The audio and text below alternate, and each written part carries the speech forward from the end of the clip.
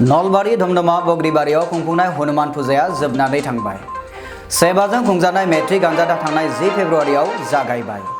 बाक्सा बरमायाव गोरिब नखरनि फरायसाफोरनो सलार लेम्प रानदों। मिरु दुलाराय बर' फरायसा आफादनि जर'खा जथुम्माखौ साननैनि हाबाफारिजों 12 आरो 13 फेब्रुआरि खालाराव खुंनाय जादों। सालबारि जिल्ला ब्लक इउपिपिएल राजखान्थि हानजाया मावफुं मेल खुंफुंदों। खुलुमबाय बड'लेण्ड खौरांनि गासै नायगिरि नोंथांमोनखौ अननाय मोजां मोननाय आरो सिबिनायखौ बावहरग्रोनानै दिनैनि रादाबाव बरायबाय। दिनैनि रादाबखौ फरायदों आं रमेन बर' आरो दानिया दङ आबुं रादाब। मिरु दुलाराय बर' फरायसा आफादनि जर'खा जथुम्माखौ साननैनि हाबाफारिजों फेब्रुआरिनि 12 आरो 13 खालाराव खुंनाय जादों।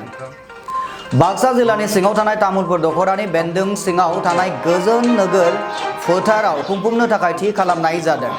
बेखायनो गासै रायजो राजाफोरखौ राव धोरोम आरो राजखान्थि फारागथि सानाबालानो बयखौबो हाबाफारियाव बाहागो लाफैनो थाखाय रायदाव आफादा गुरैयै खावलायहरदों। जोङो दुलाराय बर' फरायसा आफादनि जि स्पेसियेल कनभेनसन बेनि मोनसे खुंनायनि लाहार फाहारनि थाखाय दिनै मोनसे बानजाय आफाद दानाय जादों। बे बानजाय आफादखौ आफादनि आफादगिरि हिसाबै मानगोनां तामुलपुर ब्लकनि डेभेलपमेन्ट ब्लकनि बारग' बिडिअ लेहराम बर' सार आरो चिफ कनभेनर हिसाबै मानगोनां जलेन दैमारि आरो लोगोसे गुबुन गुबुन बिबानाव माखासे मेलेमजिबिफोरखौ लानानै बानजाय आफादखौ दानाय जादों। आरो जों मिजिंथिदों दुलाराय बर' फरायसा आफादनि जि जर'खा जथुम्मा बेखौ तामुलपुराव जोङो जि गाजा गोमजायै जोङो खुंफुंना हरनो थाखाय लाहार फाहार खालामदों। 12 आरो 13 तारिख जा 12 तारिखआव स्पेसियेल कनभेनसन जागोन। 13 तारिखआव जोङो बर' माहारिनि जि थामथि गोरोबथा बे गोरोबथाखौ मुंसाइ होनाय गुबुन गुबुन गौथुमनि दैदेनगिरिफोरखौ जोङो तामुलपुर ओनसोल बा तामुलपुर महकुमानि सिङाव थानाय गुबुन गुबुन दख'राफोर गौथुमफोरा लोगो नांनानै जों खौसेयै खुंफुंलांनो थाखाय थि खालामनाय जादों। दा बेखायनो बै हाबाफारियाव रायजो राजा मेलेमजिबि गासैबो गौथुमनि रायजो राजा बिथांमोनखौ बाहागो लानो थाखाय खावलायनाय जाबाय बानजाय आफादनिफ्राय। तामुलपुरनिफ्राय मनेश्वर बर'नि रिपर्ट बड'लेण्ड खौरां।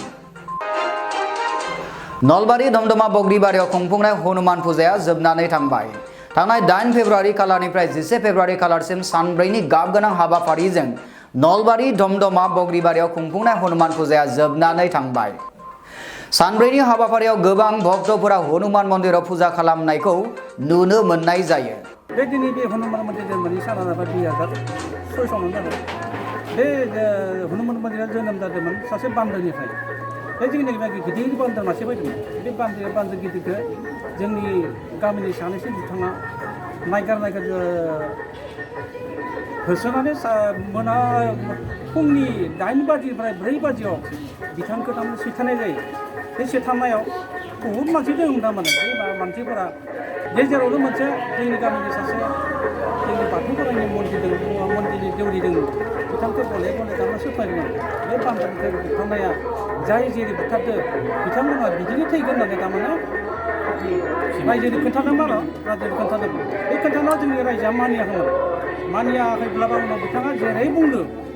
जेरै बुंदोंमोन बिदिनो थारमाने जाय जायदोंमोन सोरबा सुथाबना थैबा सोरबा निजेनो सुना थैदो सोरबा ओरै रद' रादा गोलैना थैदो। मथा मथि जोंनि बे मन्दिर जाथायनि माबायाव थैनाया जाबाय 9 जननि थैनाय जादों आरो बेनि उनावनो बे हनुमान मन्दिरा जोनोम जादोंमोन। बे साननिफ्रायनो आं बेयावनो दौरि हिसाबै खामानि मावदोंमोन।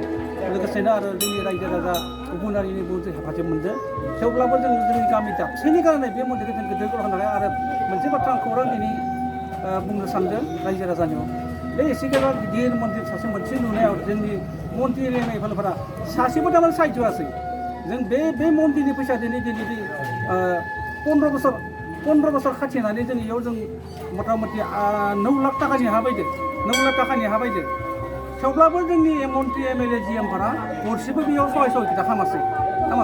बेखायनो जों दुखुनांथाव मोनसे जोंनि एसे गिदिर मोनसे बर'नि गेजेराव जाय जाथाय मन्दिरखौ जोंनि बा हिन्दु धर्मनि बा बर' बा हारिनि गेजेराव बे मन्दिरा गैया बेफोर गुबुनारि एसे थेवबो जों जाथायनि कारनैनो दिनै मन्दिरखौ दैखांनानै बेयाव गुवाहाटि नलबारि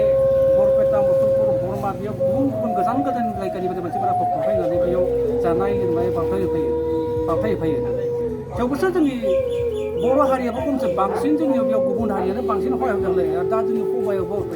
मेलायावबो बांसिन गुबुननिफ्राय आयदा होयो जोंनि बर'फोराथ' बहुत आयदा खम दं आरो जों बेखौनो दुखुनांथाव दिनै जोंनि मन्दिर बेलायाव एसे नायथ'नोबा जोंनि मन्दिरा मोजां बा गोजोनै बा थासारि सान्थियाव जों मोजां नुलांनो हागौमोन जों थानाय दिनावनो दा बेनिखायनो जोंनि मन्दिरा बायला जिलाबाबो जेरै हादों एसे रायजोनि एसे एला फैसा खांनानै बे रायजोखौ जों बानायनाय जाबाय आरो दिनैसिम बियो 15 बोसोर जाबाय आरो बे 15 बोसोराव बेवहाय गोबां भक्तफोरा फैनानै बेवहाय फुजा खालामफैयो बावथौबो फैयो जों बेखौ नुनो मोन्दों देग्लायबो बेयो थांनाय 8 फेब्रुवारि खालारनिफ्राय बेयो जागायनानै सानब्रैनि थाखाय बेयो सोलिगासिनो दङ आरो बेयो गाबोन जोबथा सानाव आगान होगोन आरो केसेट डेन्स मोसानायबो दङ लोगोसे सोरां मन्जु थियेटारबो बेवहाय लाबोनाय जादों आरो बे बुब्लियावनो जों मोन्थिनो नागिरगोन जे बेवहाय माब्रै मानसिनि बिरा मानसिया थांनाय सननिसिबां जायाखै देग्लाय बाहाय खम दा बबेनिफ्राय आसलते बेवहाय मानसिफोरा फैयो सिलिगुरिनिबो फैयो बङाइनि फैयो जोंबो थाङो सिलिगुरि बङाइ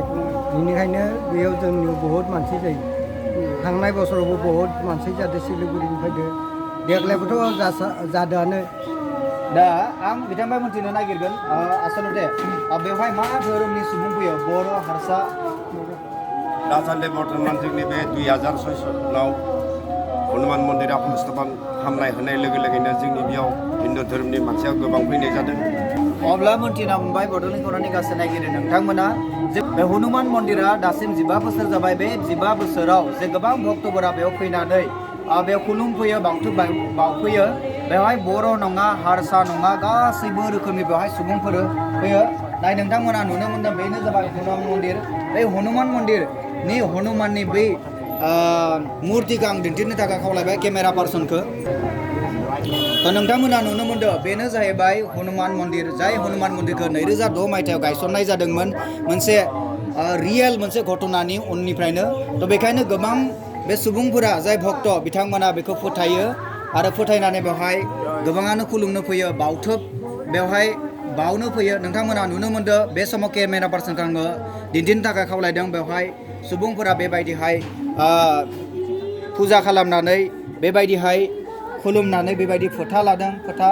लाखांनायनि उनाव बेबायदि फुल लादों बेबायदि नोंथांमोना नुनो मोनदों बेनि उनावहाय आं नोंथांमोननो मोनसे दृश्य दिन्थिनो नागिरगोन नोंथांमोननो आङो मोनसे दृश्य नोंथांमोननो नुथाय दिन्थिनो नागिरदों बे जाबाय बे हनुमान मन्दिरनि थाखाय बे फुजायाव बेवहाय जैग होनाय जादोंमोन बे जैगआ जोबनानै थांबाय आरो लोगोसे नोंथांमोन आं दिन्थिनो नागिरगोन बेवहाय बेबायदिनो रोजा रोजा आलारि बाथिफोरखौ जे हनुमान मन्दिर हनुमाननि बे सावगारिनि सिगाङाव बेबायदिहाय रायजो राजाफोरा फैनानै आलारि बाथि सावो धुप धुना सावो बेबायदि नोंथांमोना रोजा रोजा बेवहाय गोबां साथि बेवहाय फोजोंनाय जादोंमोन बेवहाय बेबायदिनो फुजा अर्चना खालामनाय जादोंमोन बड'लेण्ड खौरांनि गासै नायगिरि नोंथांमोननो आङो मोनसे खोथाखौ फोरमायबावनो नागिरदों जे आंनि उनथिंजाय थानाय बे मुर्ति बे हनुमाननि मुर्ति बे मुर्तिखौनो गिबि खेबनि थाखाय बिथांमोना 2006 मायथाइयाव बे मुर्तिखौनो बिथांमोना फसंजेननाय जादोंमोन बे मुर्तिया अन्थाइजों बानायजानाय उनावहाय जेबोला सासे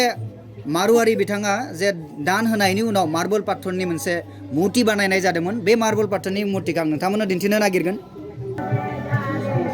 नैबे मुर्ति बे मुर्तिया जाहैबाय बे मार्बल अन्थाइनि आरो बे मार्बल अन्थाइनि मुर्तिया बे गिबि मुर्ति नङा बेयो नैथि मुर्ति जाय मुर्तिखौ मनज कुमार सिन्हा बे बिथाङा नलबारिनि सासे मारुवारि बे मारुवारि बिथाङा बेखौ दान होदोंमोन आरो बे दान होनायनि उननिफ्रायनो बेवहाय गोदानैहाय बे नैथि जिथु मुसुखा हनुमाननि मुसुखा बेबायदि फसंनाय जादों ब्युरो रिपर्ट बड'लेण्ड खौरां सालबारि जिल्ला ब्लक इउपिपिएल राजखान्थि हान्जाया मावफुं मेल खुंफुंदों